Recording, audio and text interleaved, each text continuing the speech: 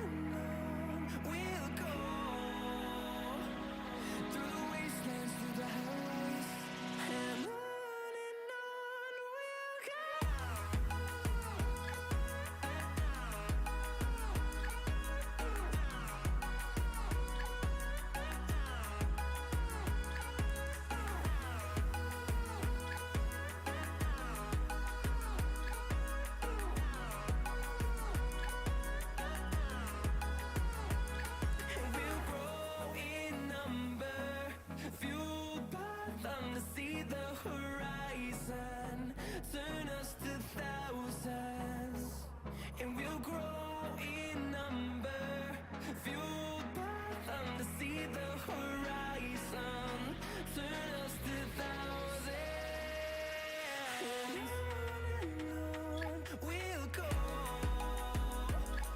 through the wastelands, through the highways, till my shadow turns to sun rays, and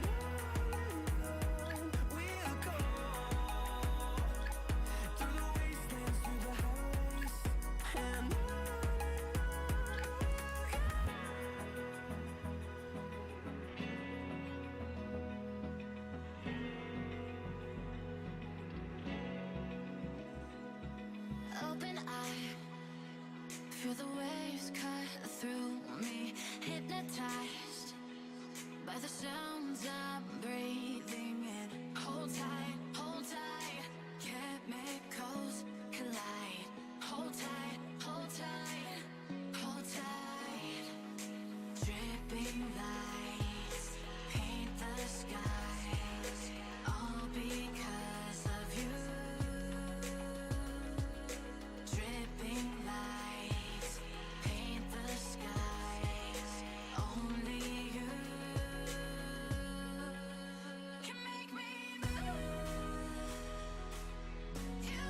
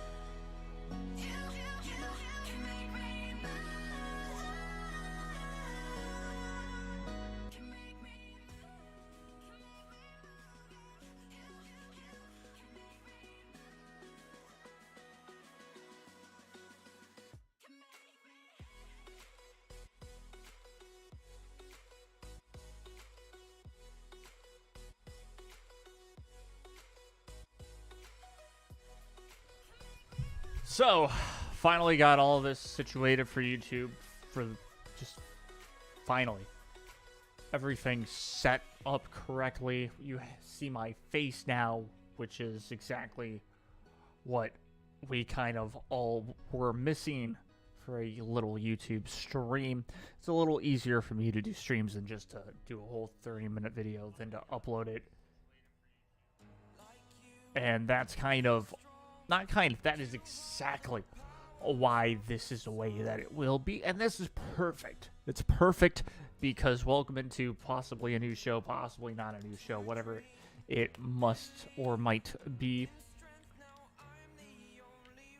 It's one of the best series that we get to witness.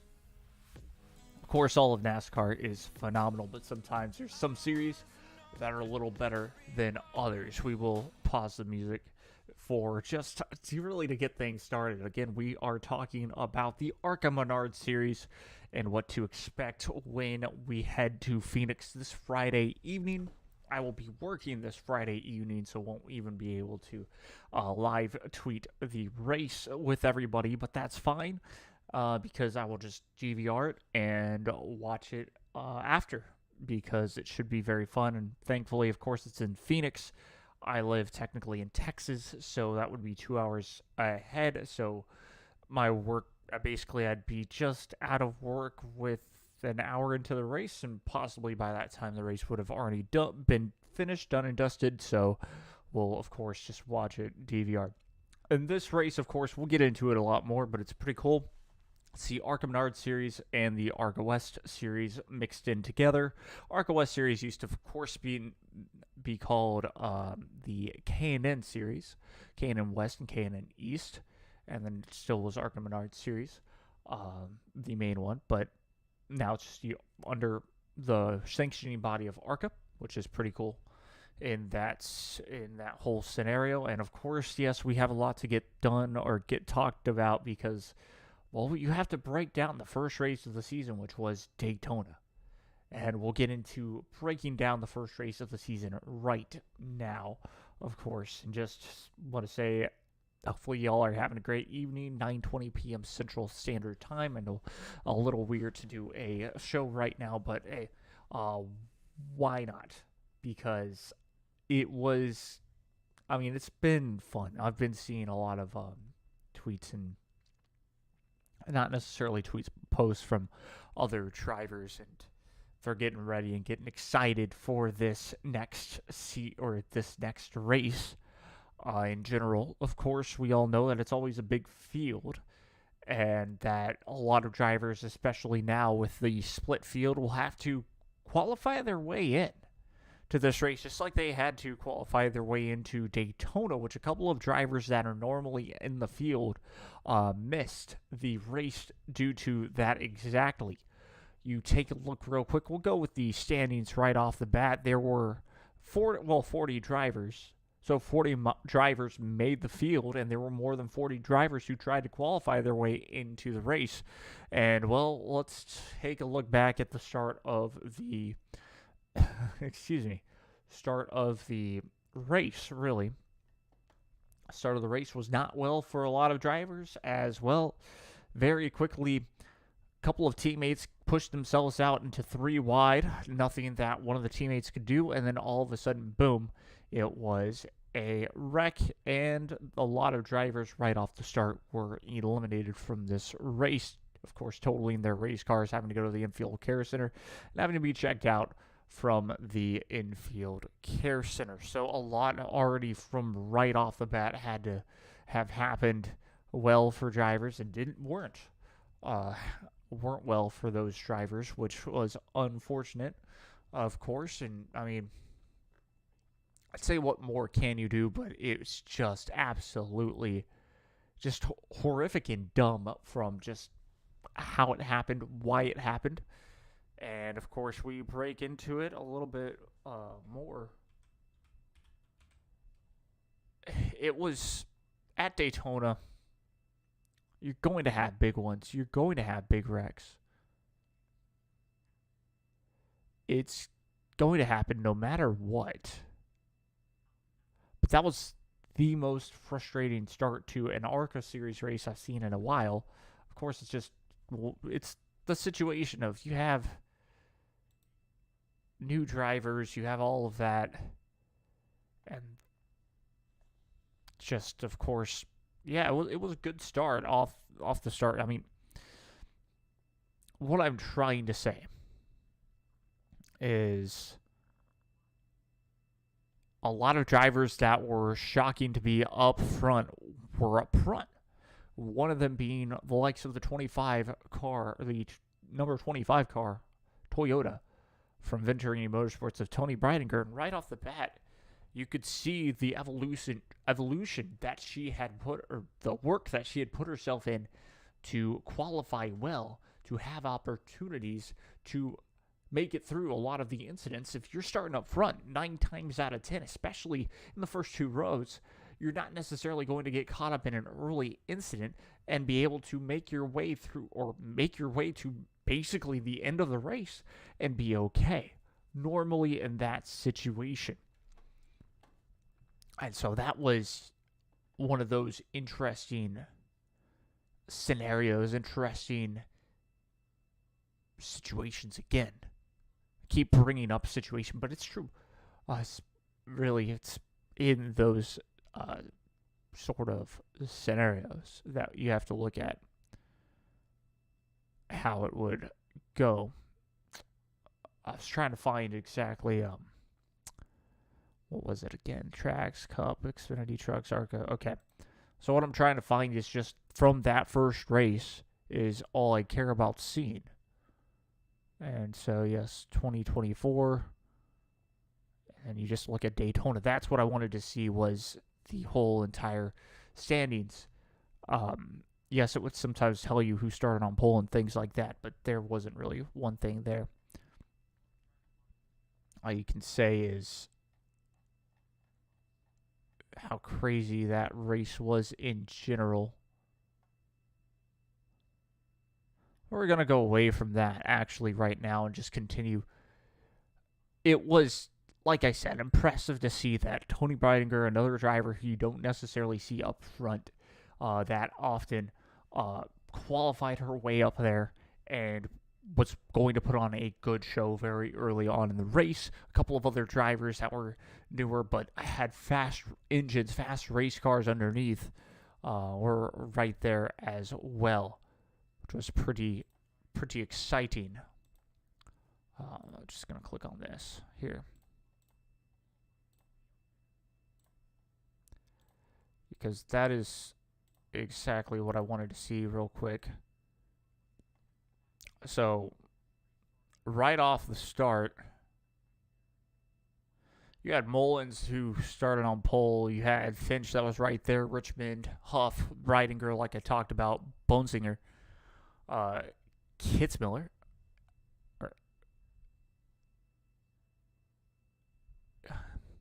Linster, Hodgeberg, Schofield, Johnson, Quarterly, Wright, Annunziata, which we'll talk about him throughout this Daytona race. Perez, Lewis, Tanner Gray, Gustine, Andretti, and Costner to round out your top 20. So really, of course, 20 drivers. And this is the craziest part as well. This is like, imagine the ARCA series being an A-class iRacing race. That's the best way to put it at Daytona, because it was only 80 laps, and that's around how much they normally put in just one of those races that runs about every other hour, especially on a super speedway. You see that a lot at Talladega. You see that at that. And why I'm talking about iRacing? Well, because let's face it, these drivers fluctuate skill level from being really good in ARCA, who can't get forward out of ARCA though, to being decent, still needing to own their craft, but most likely will get out of ARCA in about a year, enjoying the truck series, the ever dying apparently truck series, which I don't agree on. That's a whole another topic for a whole another time. So, with that being said, with how different the skill gap is, sometimes you will find the better drivers up front. Other times, you will find drivers up front that got there by, let's be honest, kind of forcing their way up there, getting lucky, avoiding wrecks at a super speedway as well, because again, it's a super speedway, and again, it's also ARCA. And then you'll have drivers who might have deserved to be in that wreck that ended up being out of contention. As well as, of course, then the drivers that are up there can be very, very good as well. That's why they started on pole, like Mullins, like Finch, like Richmond, and like Huff. Gustine did not have a great qualifying run. Why do I single him out? Well, because I'll give you the spoiler alert very quickly. He wins a race. But how did he get there? How did he win the race? That is your bigger answer that I will, of course, throughout the span of about an hour, talk about. And, of course, then get into the better part of talking about Phoenix. But how did we get here? How did the points end up stacking up that way for a reason is why we're talking about this race. Of course, another driver to also think about in this race as well happened to be none other than Shane Van Gisbergen, which we'll also touch up on because, well, big name from Australia, the Australian Supercar Series, now full-time in NASCAR, is full-time for the Xfinity Series. We'll run some truck races. Why he ended up having to be full-time in Xfinity instead of trucks is due to exactly this. The Truck Series race was on this weekend, on the Daytona weekend, before the actual ARCA race. You have to run an ARCA race first before you can run any other series. It's just NASCAR's parameter, and I think it's a fair parameter, even though, well, let's face it, that guy knows what he's doing. And a lot of other drivers that just do single races in Cup know the Cup car already. But of course, you want to get a full season under your belt. Anyway, we move on. And, well, it's lap 2. Everything's looking good. No cars seem to have had any problems. Oh, wait. We get forward. Lap 4, there's a big old wreck. Take a look at exactly what happened here. You start off. People are getting a little squirrely. Not too squirrely, though. By this time, we'll keep an eye on, or I'll tell you exactly. 25 of Breidinger happened to be in 6th place. Behind Richmond, behind Bonesignor, behind Huff, behind Finch, and behind Mullins. Well, really just one other driver, which would have been, I believe, Richmond at this time in the outer lane. But this is where the wreck happens. And you all the way down to really the inside lane kind of starts this. Of course, they're running fine. Everything is fine and dandy. They get past another lap to lap number 4. Through the start-finish line they go. This is where all of the stuff breaks through. Breidinger goes to the inside. Well, goes to the middle, which is completely fine. There's so much room, so much space. Inside line is about a car width right next to the yellow line. Completely fine. Be about Kitzimer to Hogberg as well. Tony moves up just a bit, just try to side draft because she's losing the draft behind her. Then the 35, Greg Van Alst. Don't know what Van Alst was doing at that time. on the outside right there, decides to move down a little bit, but that's not even the kicker. The 30's right there. Bonsinger doing nothing wrong. He's on the line right there. Now her teammate, the 55 car of Gustine, passes her. They're now 3 wide. Everything's still fine. And then there's carnage right behind. We later see in the replay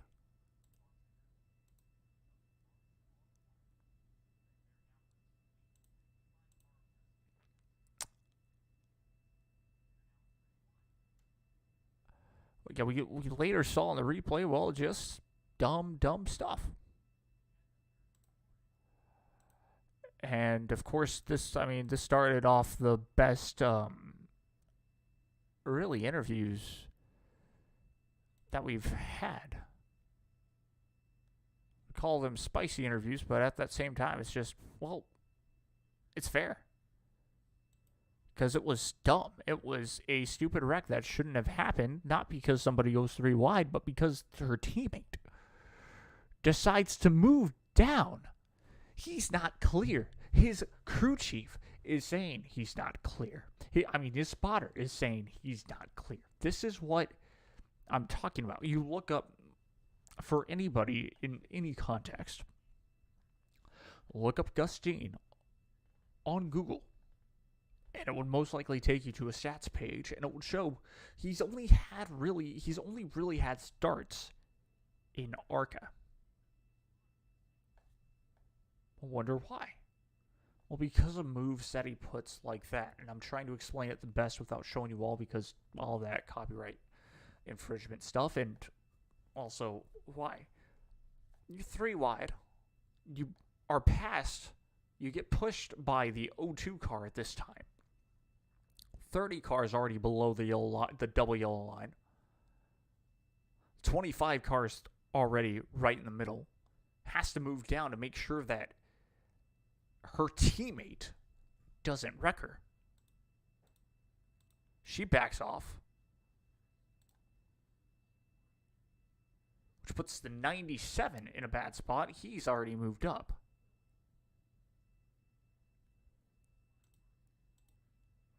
It's already because the 55 car, it's a tough angle to see, but you can definitely tell that they do make contact when he moves down and hits her and hits her teammate as well. Another teammate, another Venturini Motorsport car, another one.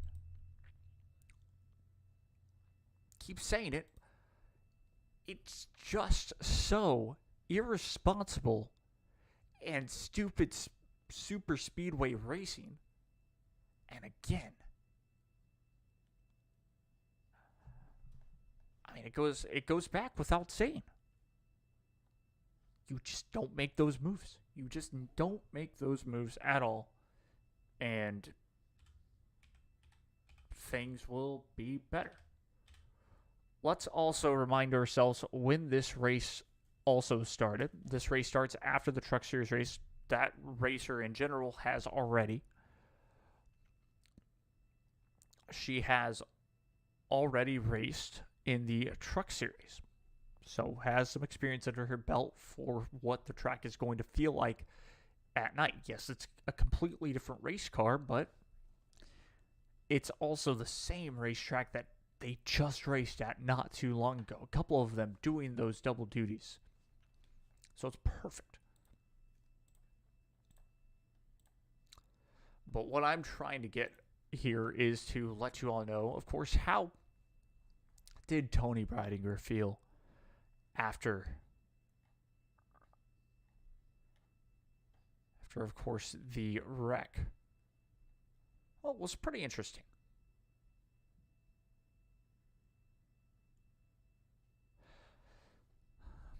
This is what she had to say. It's unfortunate he has a lack of respect for his teammates and other people on the track that work hard to be here when his dad's the one writing the checks. Gustine related to Venturini Motorsports. His father, yeah, just like she says, his father runs the team. Lack respect for his teammates and other people on the track that work hard to be here when his dad's the one writing the checks. I think that has something to do with his lack of respect. She went on to go say a couple of other things, but that was the truth of it. And of course, she was asked, "Is there anything that you could really take away, at least from this weekend? I know that it was 4 laps in, but can you take something away from this?" And she says, "Yes. Car was great. I learned that I can qualify." Basically, is kind of the way to sum up what she said there. We'll get to the second golden quote of the evening, but that was just quote number 1. And remember, after the truck race was about 9-ish p.m., 10-ish p.m., around that time. So, how long is this race going to go on? When it finished, it was closer to 1 a.m. my time. Not Daytona time, Central Standard Time.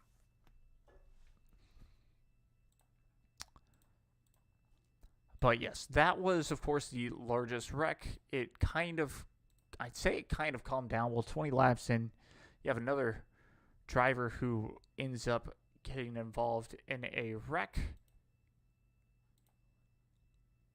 Unfortunately, which happened to be,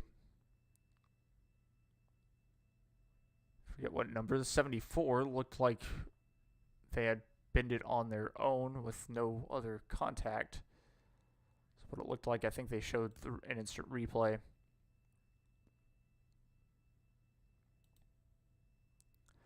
But yes, indeed, that was your second caution. A long time later, then we advance even more. 4 more laps after that, another caution. The 32 spins out all by himself. Thankfully, doesn't hit anything. The only thing that he really scrubbed was his tires. And that was Christian Rose. So Christian Rose is down. Everyone goes down to take tires. And Huff at that time was in the lead. Korn was then in the lead, but it was Korn and Huff. Then it was Emmerling. And then another driver that we have to take a closer look at, Annunziata. Roulette, Lindster, Williams, Lewis, Johnson, and just Chautel to round out your top 10. And, of course, Andretti in 19th, Pettis in 16th, Gustine in 15th. Of course, those are the drivers that really you need to keep an eye on for just that whole entire night. They go on a bit of a green flag run, get halfway. It looked like we were going to continue, and we were under caution for another wreck with, this time, the 32 spinning out again. I believe, actually, that was just... No. I apologize. Bigger wreck that had the 4 car involved. 17 car spins out as well, and it's just a big old pile up on the backstretch. Okay. So multiple cars involved, including an 02 car, the one that was doing really well at the start of the race too. We mentioned his name. Haven't talked about another driver, which is another Venturini teammate named Amber Balkan. Hadn't seen her on the list, of course. But I'll give you a little, of course, another spoiler. 9th in points. So it means she finished in the top 10. According to, of course, the points. Then a blown motor, I believe, under caution for the 30 car that was doing a really good job, which was Bonsignor. Obviously has to DNF. And he was, again, in 9th. At that point, Gustine was in 8th. Scott was in 6th. Huff was in 5th. And they were all going down to pit. So then with 34 to go, You have Finch still in the lead with Van Alst in second, Pettis in third, Scott in fourth, and Gustine in fifth, your top five. All the way down to 10th was Leinster. So we went green. Not too long after, 23 laps to go, caution. Caution happens because of another wreck close, basically up front. And the 8 car loses it, I believe, a flat tire, a flat right rear. It was very strange. It just lost control all by itself. And that is why we ended up under caution. Finch was still in the lead at the time. Pettis was still in second. Dean was in third.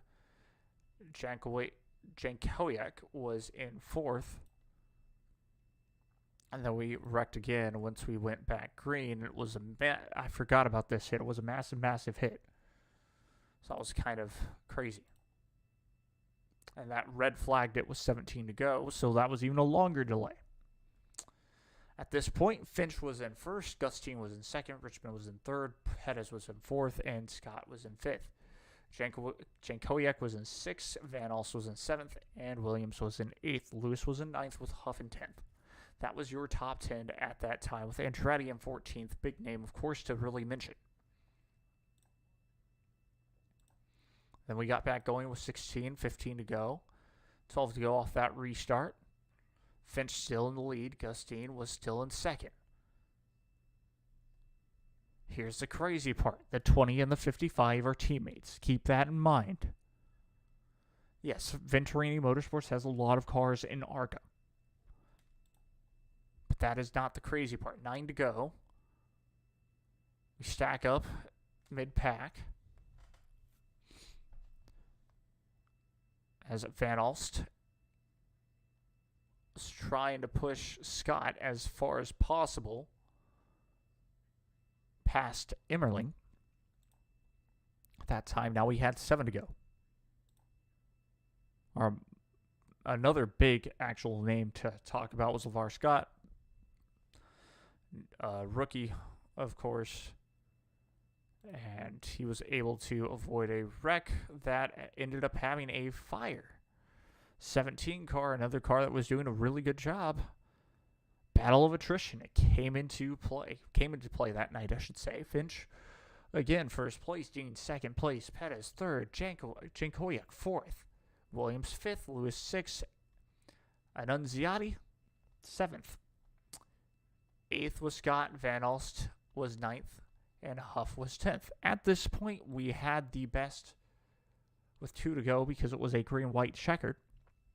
We had the best quote of, well, the night, and not possibly, is the best quote of the season. Don't think it will get beaten by anybody.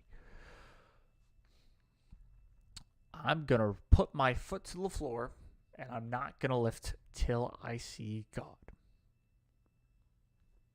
Annunziati. A very great quote by far.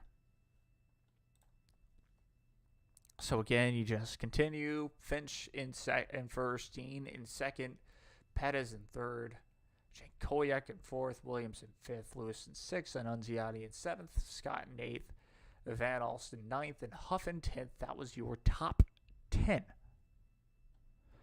2 laps to go. Nothing seems to happen, as actually we went into NASCAR overtime, so I missed that. 48 car had to be driven off the course or something like that.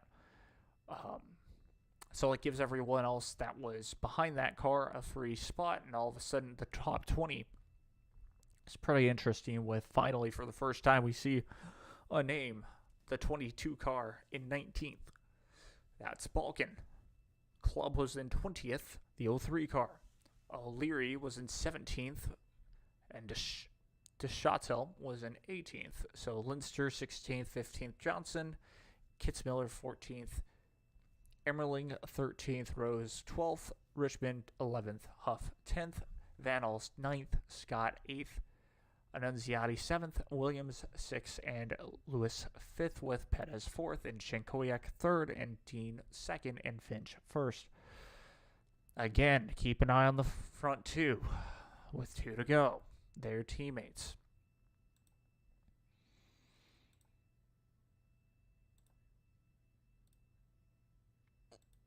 We get to the white flag because it ends up being a green, and then it's going to be white. And right as the green flag drops, it's a white flag. Basically, it's just a one-lap shootout, is what drivers were told, so that it stopped being super late. Gustine had an opportunity to pass his teammate, decides not to do that. To help his teammate win, decides not to do that, leaves his teammate alone, and then all of a sudden, right behind him, the 20 has a chance for a top 2 finish, and in the wall he goes.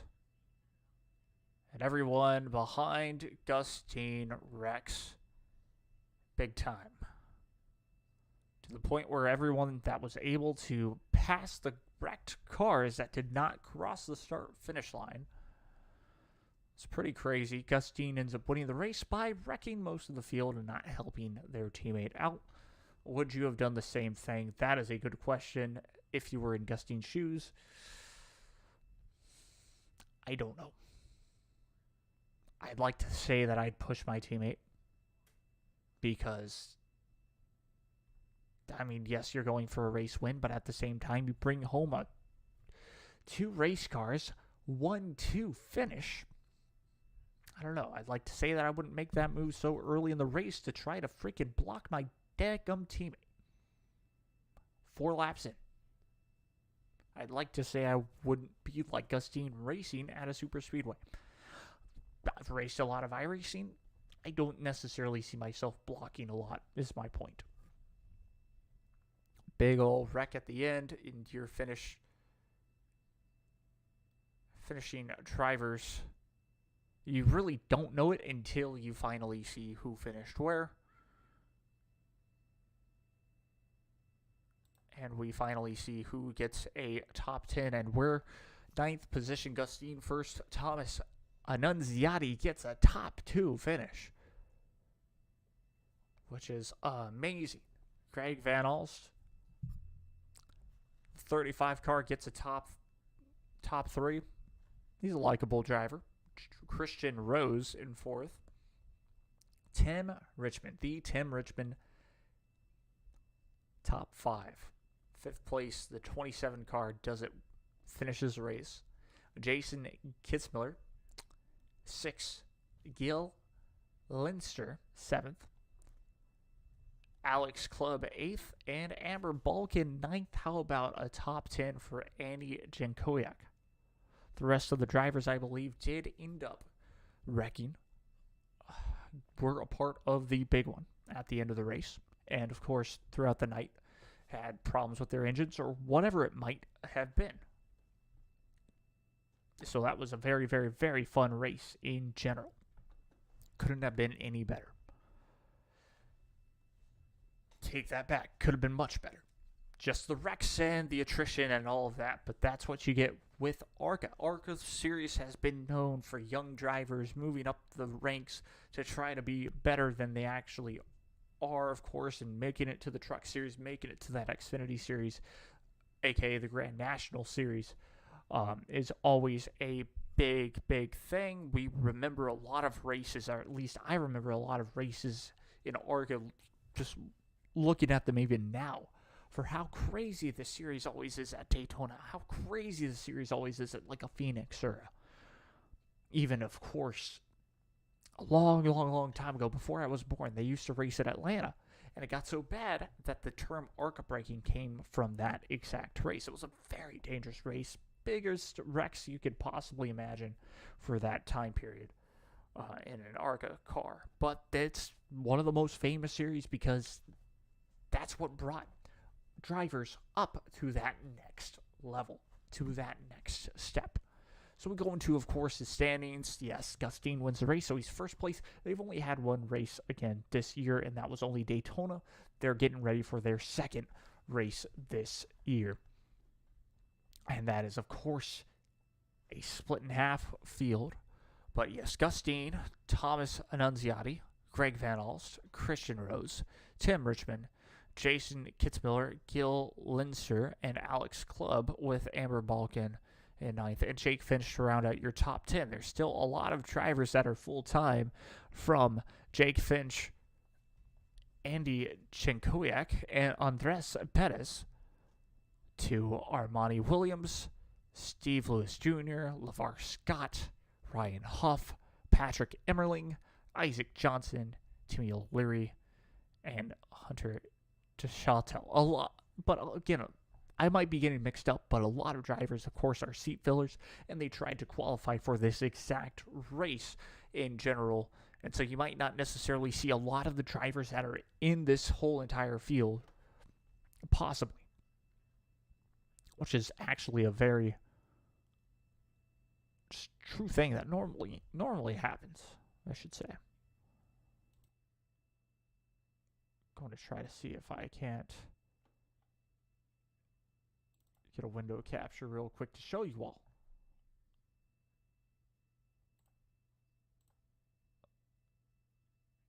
Yeah, there we go. Racing reference. That's what I wanted to really show y'all. Might be a little blurry, but like I said, that's really where that top half comes from all the 40 drivers that got to be in this race. Of course, a lot got taken out at the start of the race too. Dale Quarterly being one of them, I believe. Andy Schick, Caleb Costner, Jeff Schofield, and of course Tony Breidinger, another full-timer that finds herself behind a lot of drivers that she doesn't necessarily want to be in for that exact reason of just having a bad day in general.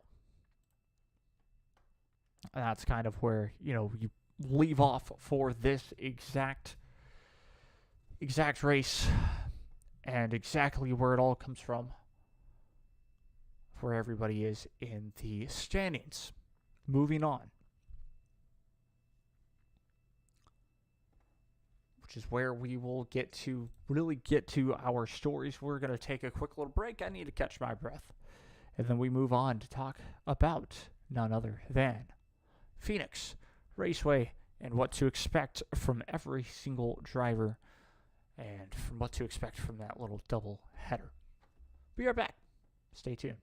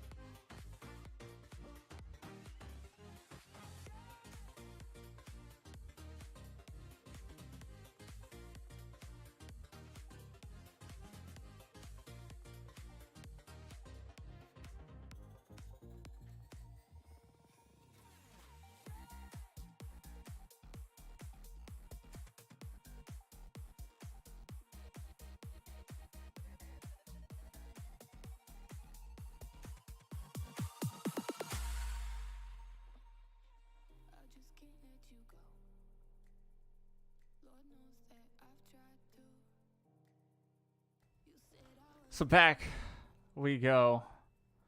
And talking, of course, now. Ba-da-da-da-ba-da. Phoenix. Phoenix race should be a great one. It should be fun. And again, like we talked about, 40 drivers will be made up, I believe. And we're about to see if I'm correct. They're going to be made up of 2 categories. The West series and the main Menards series that we all know and love. That for the first time as well, I have to read this because I feel like not enough people know exactly how great, how awesome ARCA finally figured out, just like NASCAR finally figured out, oh, we can get more eyes on this series. Even though, yes, it's kind of a premium channel, but this is what Fox Sports 1 used to be. It used to be the speed channel. That's what I'm saying. This used to be the speed channel, was FS1, Fox Sports 1. And so they used to show every single ARCA race on TV on there. And for a while, they split it between MAV TV and Fox Sports 1. Fox Sports 1 would get the big races like, of course, none other than Daytona. They didn't even get Michigan sometimes, but they got Pocono, Kansas, both Kansas races, I believe, and a couple others. But that was it. The rest of the season went to MAV TV, went to another sector of streaming, of just having to buy premium channels for no reason. Back when I had DirecTV, yes, I was able to watch it constantly, and it was a fun series. Of course, this was after Speed TV. So we go back to it. What can we think about? What can we expect to see this weekend? Actually, before we get to this, I really have to say big shout out to Brayton Lasser. If anybody from this league watches any of these, which they might not, which is fine to me, fine by me. I just have to say, congratulations, Brayton. Big friend of the racing series that I run on iRacing called the Vigilante Racing League. He will return to Rise Motorsports for a multi-event ARCA Menards series, so congratulations to him to get to run more. And he's one of the best stories out there. If you have a chance, go look him up and things like that, because he's such a cool guy. One of the awesome things that he does is how he gets to race or have extra money to race. He's a pizza delivery man, or at least started off as a pizza delivery man. So he got his thing from literally selling pizzas, literally going and delivering pizzas. There used to be an arcade game way, way back in the day. It was like off of adultswim.com or something like that. They would have arcade games and it was super fun. Basically, you delivered pizzas. It was a little flash game. And you'd get to, upgrade your stuff, buy stuff. It feels exactly like that. Instead, he's using his money to go freaking racing, which is... You couldn't make this up. It's amazing. It's absolutely phenomenal. It's a great job from him to just continue to be able to race. And we wish him the best of luck from VRL to myself. Yes, I hope that man does a really good job. We'll just read this press release real quick by Brayton Lasser Motorsports. Greenwood, Indiana, February 23rd, 2024. Brayton Lasser, a fan favorite in the ARCA garage, will add multiple events to the ARCA Menards series schedule for the 2024 season by returning to Rise Motorsports, the organization with which scored 3 top 10 finishes in 2023. The 21-year-old driver, yes, 21 years of age, 21-year-old driver from Greenwood, Indiana, will pilot the organization's number 31 Chevrolet SS in the ARCA 150 at Kansas Speedway on May 4th, as well as the 2 dirt races in Springfield, Illinois, and DuQuoin, Illinois. I forgot that they went to 2 dirt racetracks. I only thought it was 1, but 2 dirt racetracks is very exciting for at least these drivers. Here's what, of course, ARCA Menards Series career in his most recent race, piloting the number 31 last year, collected a career best result of 9th. Here's the thing: he tried to qualify at Daytona, could not, and thank goodness, I think, for that. It was a blessing in disguise for him not to qualify for Daytona. It sounds crazy, but in his situation, when you're the one, when you are the person paying every single cent, this is one thing that I think not a lot of drivers understand, and this is again going to a whole nother topic, but this just is perfect to really talk about in this specific series and season, is that, well, you don't want to wreck your dadgum race car, because if you wreck that and if you total it, oh boy, is that a hefty freaking penny, and you might not be able to. And that might be the end of your season. And so you gotta rack up all the rest of the money for next year, which is just insane, especially when you're that small of a driver and you don't have any true, real funding.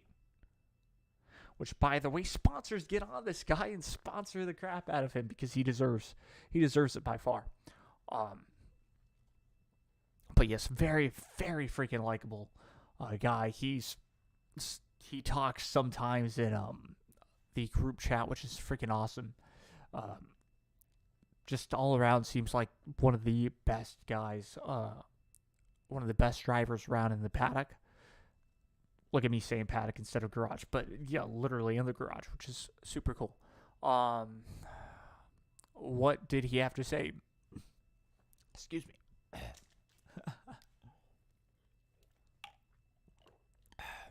Much better. What did Brayton have to say? My biggest hurdle right now with running in the ARCA Menards series are in intermediate tracks. By far, last year I ran Charlotte as my first intermediate, and we really struggled to get a grasp of it. Especially turn 2, said last year. Being able to learn a whole new track and get a whole new level of experience is a really exciting opportunity. I also love working with the Rise Motorsports team, and this helps us both out mutually. It is cool to see how many drivers they have been able to bring in so far this year, and I am glad we can still be a part of that list and watch their growth. So he's very excited. He cannot wait for his races. I sure as heck can't, because I really enjoy watching drivers that care about their equipment, that care to get better, that don't take this for granted too, because sometimes when they take it for granted, all of a sudden it becomes an issue. We've seen it time and time again. We still see it in this series. But of course, this, at least the Daytona weekend, really quick, even touching up on it, and this, of course, doesn't even have anything to do with ARCA, but it has something to do with it, kind of in that same situation. Natalie Decker came into ARCA, seemed like a good driver, but one thing really that was overshadowed was who paid the penny for all of her getting her ride and stuff like that. You'd think it would be her sponsors. Yes, her sponsors definitely helped her out, but at that same time, she, her parents paid for a lot of it, and so she took that for granted and went out of the ARCA Menards series just a little too quickly and went into the truck series. And you can hear, in the early goings, when she had one of the best trucks on the racetrack. And what I mean by that, it was with one of the best teams, which is GGR. At that time, the 54 truck with Toyota, and was trying to move up. And time again would get either wrecked out or wreck herself out with still being wrecked out. Not listening to her spotters, not having really a care in the world to seemingly to get better is what it felt like. all of a sudden, yes, she tries to go into Xfinity, fails at that, misses a lot of qualifying year in, year out. Her sponsors leave her, has to find a way to get newer sponsors and things like that. Comes into Daytona this past year after taking basically a year off last year, and all of a sudden seemed like she cares now. She cares to get that, bring the car back in one piece. She cares to get better, and like it's a complete 180-degree turn is how I feel of that driver, which is great to see. I wish her the best in success for that. Have never truly been a fan of her, especially after I figured out, oh, it's one of those that seems to just want to be here to be there. And I'm getting a lot of those types of vibes now turning on a lot of different drivers, which is awesome to see. We move on with what he said, of course. Rise Motorsports was founded in 2022 by Tim and Rita Gillette.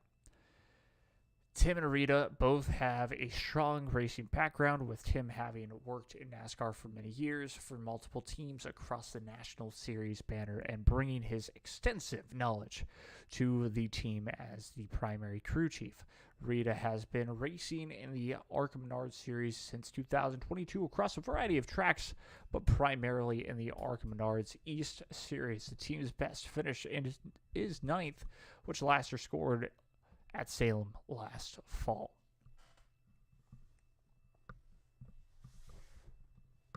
So really, of course, it goes on to say a lot more about this, about them, and we'll let you all read it, which is Brayton last year returns to Rise Motorsports for multi-event ARCA Menards Series schedule by press release. Brayton last year Motorsports, February 23rd, 2024, all on the ARCA Racing.com website under news. Moving on, once again, we talked about the ARCA Menards Series race at Daytona. Not too much to really pick up on from that, but really just how will things play out for this next race, which not necessarily finding a lot that has been written for next race, but again, how to watch Friday's ARCA Series West Series combo race at Phoenix. It's going to be on the Fox Sports app or AKFS1. MRN will be there to broadcast the race on, of course, radio. If you want to buy tickets, it's on phoenixraceway.com. Race will start at 6 p.m. Mountain Time, 8 p.m. Eastern Time, 7 p.m. Central Time, so really just 1 hour ahead. And I thought it would start later than it was, like a 7 p.m. start. Nope, they're starting it at 6 p.m., so plenty of time for the race to get really finished in plenty of time. So yes, I will miss that race completely, but we'll watch it in the end, and I think we'll kind of break it down the next week, or at least really saving my thoughts until the next race, which actually I believe should be pretty soon. I don't believe they go to Bristol early. They don't go to Circuit of the Americas. So next race after that, I think, is going to be Kansas, which is fun. That they always bring a great show at Kansas Motor Speedway. But yes, moving on. That's really how it's Friday, March 8th, 2024, Phoenix Raceway, 1 mile paved oval, Avondale, Arizona. It's going to be 150 laps, aka also 150 miles, Fox Sports app, FS1, MRN. And I've watched this race in the past, where both, of course, the West and the East combine to race against each other, which makes things really difficult because the West, they're fighting for their own points. There is also a miniature championship right in the midst of things. And for the ARCA Menards series, that's for drivers who can't necessarily run the bigger tracks just yet. So without them being able to run those bigger tracks, what do they have? They have a short track or a Sioux Chief Challenge or whatever, which is pretty crazy. kind of goes back and forth, which is always nice to see. But yes, you're going to see those West drivers racing as hard as they possibly can because they want to get as many points for their series. So this is definitely a multi-class race in of itself, but the same type of cars is kind of the way that you put it. It's just you have, in a sense, it's like this. It's the Pro class versus the Pro-Am class. Or the Pro-Am class versus the Amateur class. It's kind of like that. In a sports car terminology is how I'd put it, which is actually a real thing, and that's kind of what it is. That really is kind of what it actually is. So completely fine.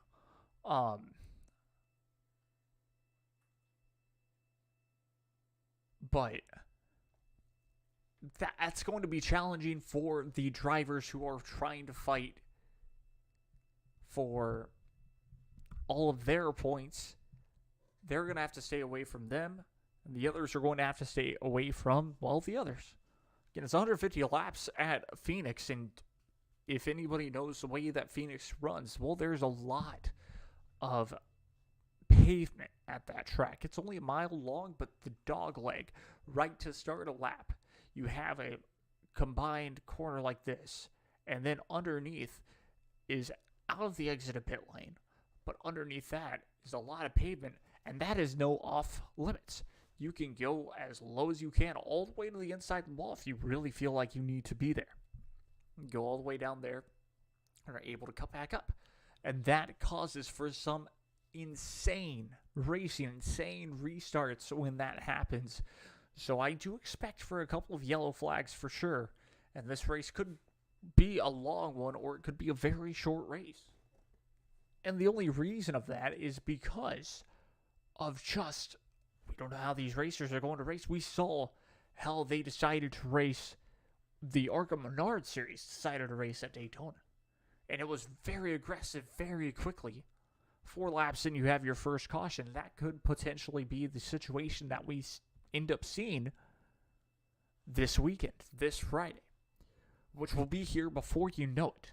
Before you know it, Tuesday, it's going to be Tuesday evening. I'm going to be covering my sports, and then Wednesday evening, I have my league race, and then Thursday evening, same deal, a little bit more sports. Friday evening. So it's not that far away from it becoming race weekend and race day for these drivers, where all of a sudden, well, who the heck knows? They're fighting for race victories, and of course, a lot of drivers will be recovery driving this race.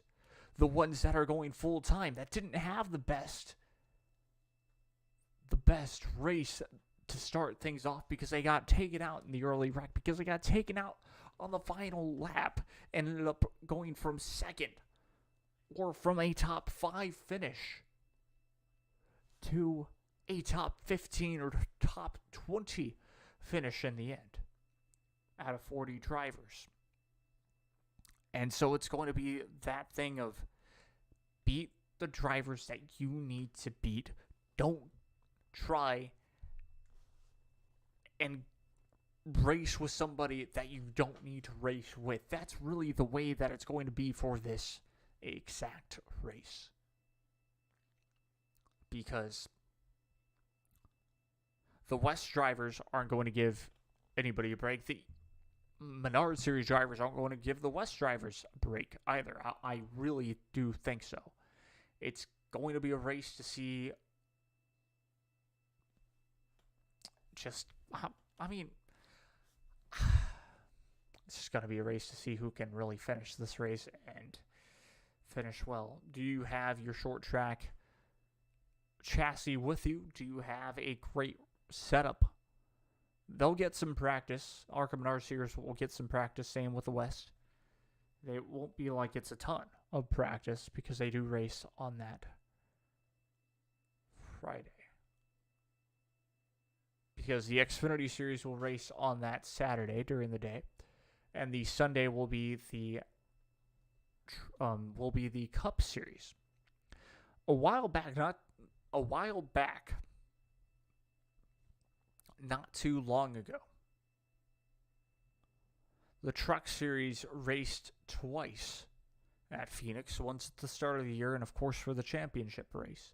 I believe they changed that because of how Atlanta changed.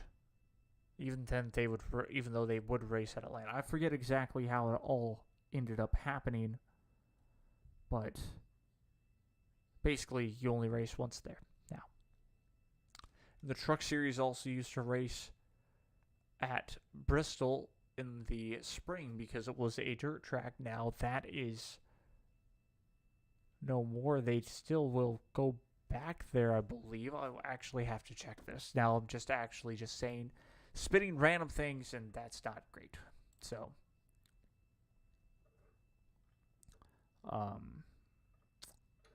NAS trucks.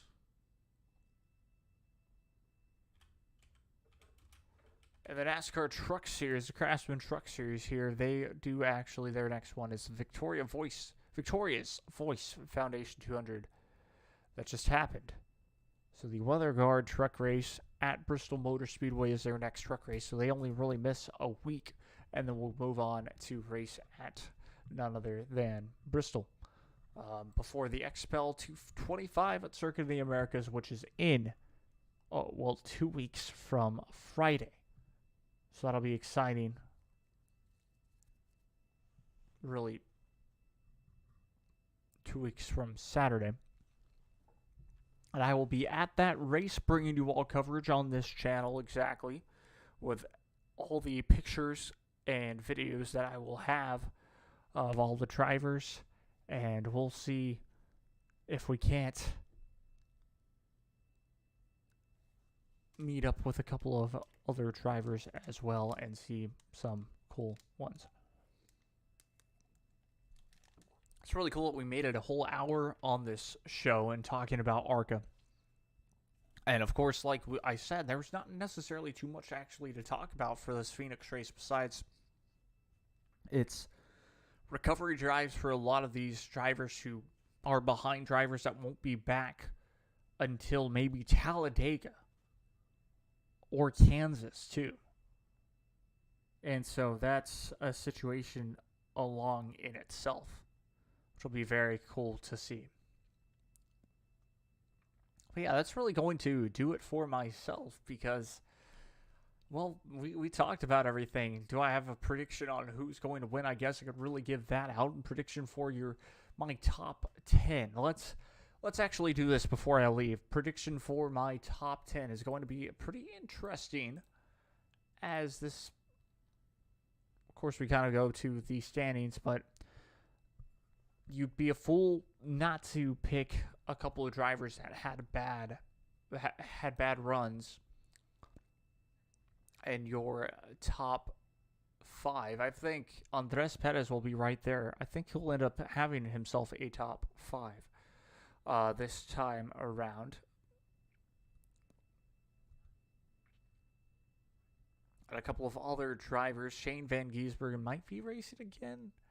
I'm not entirely sure if that was his only race or he races more.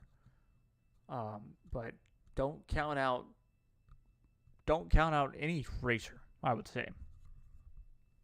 I'm going to have a crazy pick and say Tony B is going to finish in the top 3, not even in the top 5, but in the top 3. Who's going to finish right behind her out of 4th place? I think it's going to be a Venturini at 1, 2, 3, 4.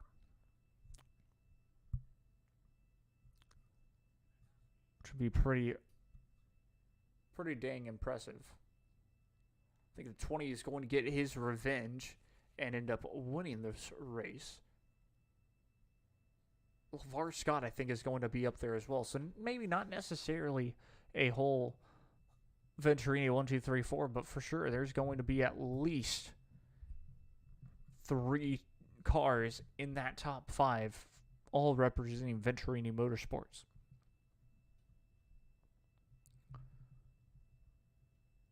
I think Armani Williams will get his first top 10 this season at this race.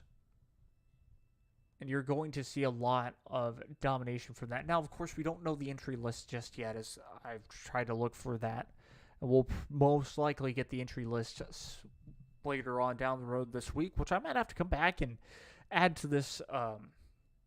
Add to this and make it like episode 2, maybe 2 episodes per week for ARCA when they have an ARCA race, which would be pretty interesting, pretty cool. But that's kind of where I say all of our drivers.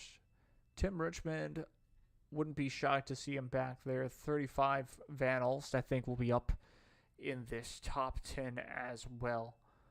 A lot of talented drivers up there. A couple of drivers in the back that will just have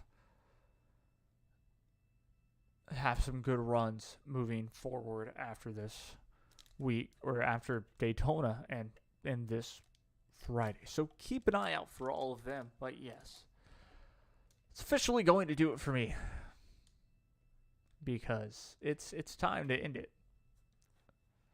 We've hit 10:24 already, 10:24 p.m. So yes, a whole hour 13 minutes. Of course, we had some time to listen to some music, but yes, that's gonna do it. Hopefully you all enjoyed. See you all next time. Peace. Ciao.